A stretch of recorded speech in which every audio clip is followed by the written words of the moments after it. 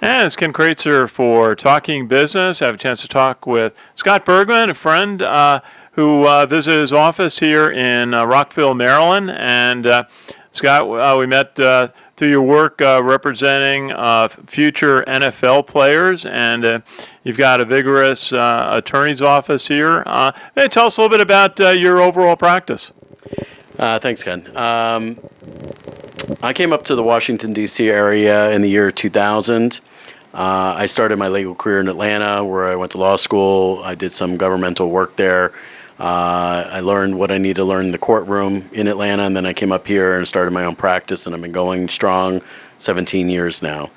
My practice consists of personal injury, business collections, where I represent numerous banks in this area.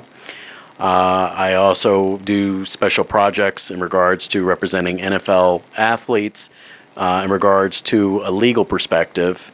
And then I became an agent for selective groups that I do each year, small groups, including former West Point Lieutenant Trent Steelman, who fortunately was able to get some time with the Ravens and is now an assistant head coach down in Jacksonville U.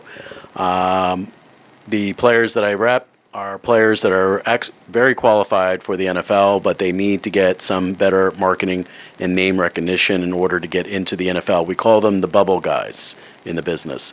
Guys that are able to compete against the top, very best elite in the NFL, but need more marketing in regards to getting their name out and getting a better shot into the NFL.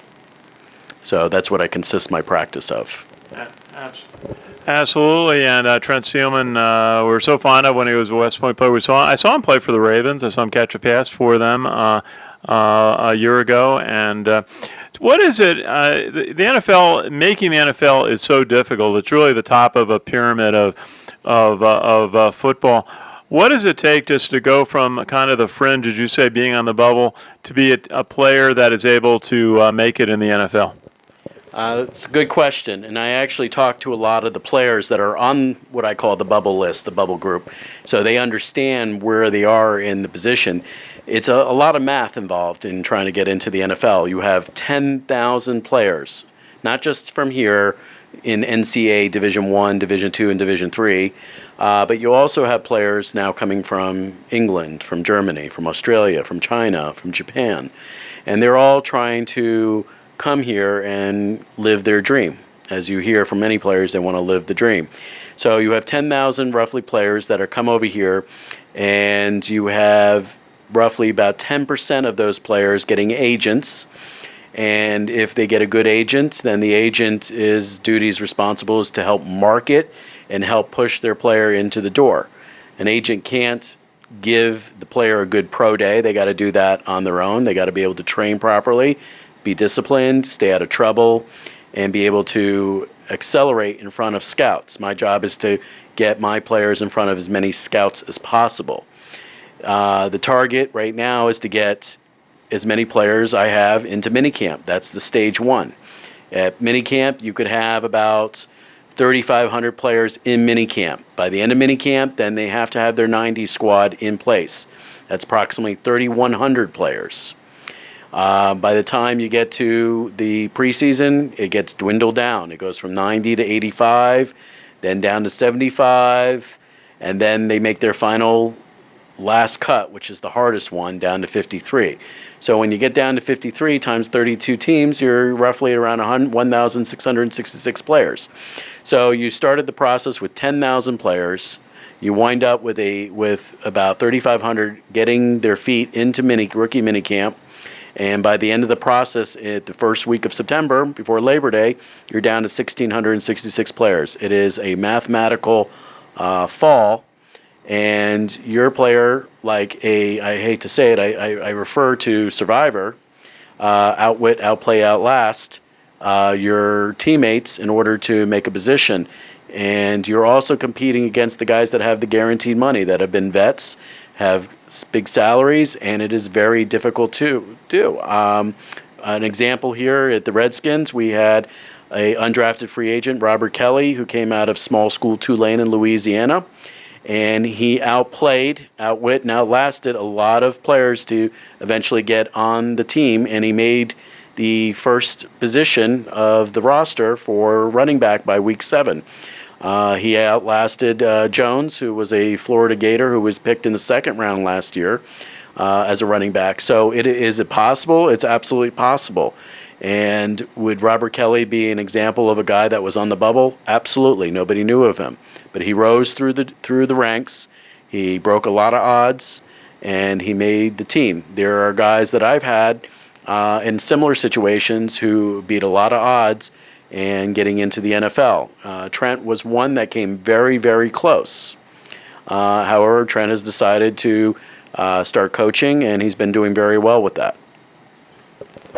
Yeah, so it's so good to see him because I think he'll be a terrific coach. He got so much out of his talent as a college player. When you work with athletes today, even if a player makes the NFL, it tends to be a short career.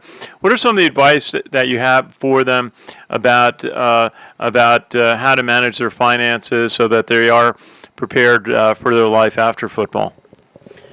It's a very good question, Ken. I've seen a lot of the dark side of the NFL, and comes with that you have young guys who are eager to play, and they get splashed with a lot of money if they make it. And they have to understand that the money is not going to last if they go and just spend.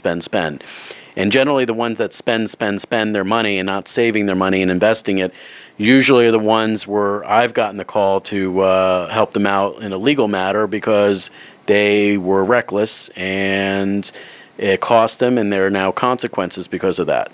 So my advice to players is once they get in is that they live modestly, they live within their means, that they save their money because next year they could be out of the NFL. Going and buying big homes and boats and cars that depreciate in value, and they got to pay their taxes. They don't understand all the logistics that go into this. They've never had the money. I do get that. They all of a sudden get these humongous checks that most people do not get to see in their lifetime. But unfortunately, they wind up taking that money and they treat it like monopoly. And because of that, a lot of them do wind up broke. And there's many statistics about players who went from millionaire to bust once they got out of the NFL because the money train stopped and they had nothing to back up. Those that were smart invested their money. Even some went to school during the off season. I remember fondly when I grew up and went to law school, Steve Young was in law school as well when he was with the 49ers, and people were wondering why is he busting his butt going to law school. Well, Steve was looking at his future. He was making his investments, and he was making an investment in him. And while he's not a lawyer today, he's a broadcaster, he definitely had something to fall back on should he decided to go to be a lawyer. And I admired that. There are many examples of players who went ahead and got graduate degrees, got their law license, went to medical school after the NFL. They have to realize that the NFL is a short window, and they have to understand to enjoy every moment of it. But when it's over, it is over. And it could be over in a year, it could be over in 2 years. Most of the NFL players do not last like a Brady or a Morton Anderson. The average is usually 2 seasons, and that is it.